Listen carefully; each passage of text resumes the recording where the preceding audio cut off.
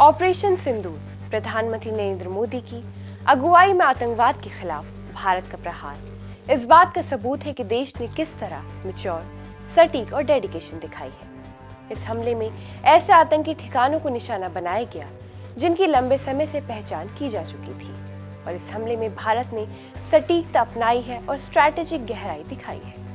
ऐसे कदम राजनीतिक संकल्प की कमी की वजह से वर्षों से नहीं उठाए जा सके थे।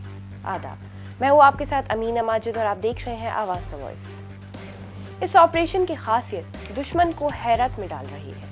पेशेवर ऑपरेशन प्लान के साथ मजबूत राजनीतिक इच्छा शक्ति इसकी खासियत है। देश की सेनाओं ने काम करने की आज़ादी देकर उन्हें एफिशिएंसी और इफेक्टिवनेस दोनों के साथ नतीजे देने के लिए सशक्त बनाया।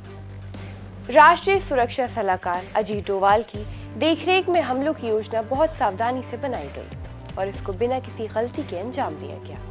वर्षों तक खुफिया जानकारी जुटाने, खास तौर पर पाकिस्तान के कब्जे वाले जम्मू और कश्मीर में आतंकवादी ढांचे पर ध्यान केंद्रित करने के बाद कई तेज और टारगेटेड ऑपरेशन किए गए। भारत ने हमले अंधाधुंध नहीं किए बल्कि सावधानी पूर्वक किए गए सर्जिकल स्ट्राइक थे। इनका मकसद स्पष्ट था, सक्रिय आतंकी नेटवर्क को बर्बाद करना, साथ ही कम से कम नुकसान पहुंचाना और आम नागरिक को कम नुकसान पहुंचाना है। इस ऑपरेशन में कम से कम 9 प्रमुख ठिकानों पर हमला किया गया था, जिसमें मुरीद के बहवलपुर और सियालकोट में आतंकवादियों के बदनाम सेंटर्स शामिल थे। ये इलाके 1990 के दशक से आतंकवाद को पैदा करने के गढ़ के रूप में जाने जाते हैं। ये स्थान बार बार भारतीय खुफिया रिपोर्टों में सीमा पार आतंकवाद के केंद्र के रूप में और हाल ही में खालिस्तानी उकसाने के स्रोत के रूप में सामने आए हैं। उन्होंने लश्कर तैयबा, जैश-ए-मोहम्मद और हिजबुल मुजाहिदीन के गुर्गों को पनाह दी थी।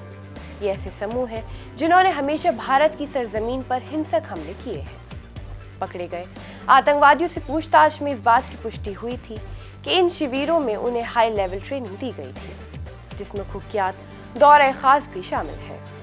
दौरे खास एक स्पेशल प्रोग्राम है जिसमें आत्मघाती मिशनों के लिए आतंकवादियों को तैयार करने के लिए डिजाइन किया गया था। ये ट्रेनिंग दौरे आम के बाद होता है, जो युवा रंगरूटों को कट्टरपंथी बनाने के लिए धार्मिक भावनाओं को उभारने वाली ट्रेनिंग प्रोग्राम है। एनएसए अजीत डोभाल के पास खुफिया और आतंकवाद रोधी मामलों में दशकों का अनुभव है, जिसमें पाकिस्तान में उनका अंडरकवर काम भी शामिल है, जो हाई वैल्यू टारगेट की पहचान करने में काफी जरूरी था। ऑपरेशन की योजना बनाने और उसे सटीक तरीके से लागू करना, दोनों ही कामों में उनकी स्ट्रैटेजिक इनसाइट अहम थी।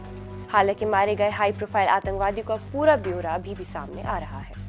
संदेश स्पष्ट है, भारत अब खतरों को उनके सोर्स पर ही खत्म करने के लिए दुश्मन के इलाकों में गहराई तक हमला करने में संकोच नहीं करेगा। ये ऑपरेशन कोई जोश में आकर की गई कार्रवाई नहीं है, बल्कि बैलेंस के साथ किया गया ऑपरेशन है।